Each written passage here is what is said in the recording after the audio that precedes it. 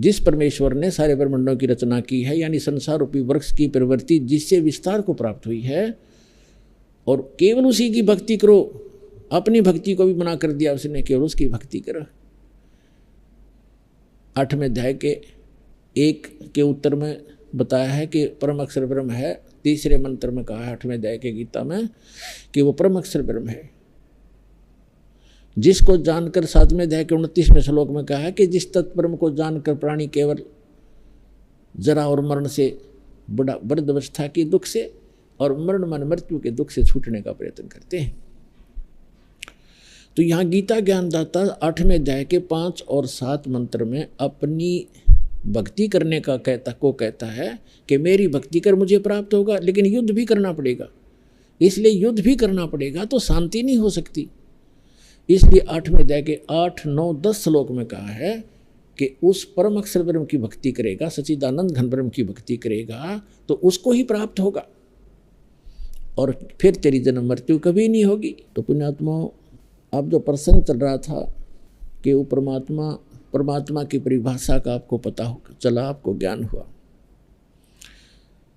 आज सबसे पहले दास ने वाणी परमात्मा की के विषय में बोली थी, आगे गए ना बावड़े रोते भी सब जाही, बिन साहेब की बंदगी कहीं ठोर ठोकाना नहीं।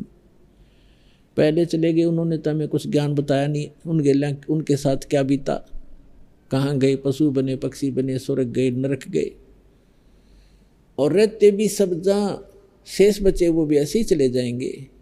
बिन साहेब की बंदगी कहीं ठोर ठिकाना ना। साहेब माने परमात्मा की, सत्य पुरुष की। अब साहेब माने भगवान, अल्लाह, खुदा, रब, स्वामी, मालिक। अब कौन से मालिक की, कौन से रब की, कौन से साहेब की भक्ति करोगे, ये आपको बता दिया गया है। भजन करो उस रब दा जो दाता है कुल सब का। कुल सब का कौन दाता है ये डिफाइन हो चुका है। अब वो परमात्मा स्वयं आते हैं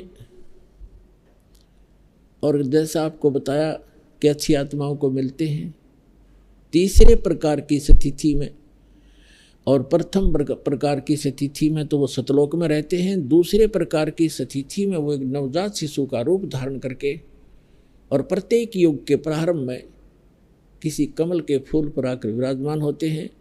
कमल का फूल जल में होता है, इसलिए परमात्मा नारायण कहलाते हैं। नार माने जल, आयन माने आकर विराजमान होने वाला, आने वाला। तो वास्तव में नारायण परमात्मा कबीर जी हैं।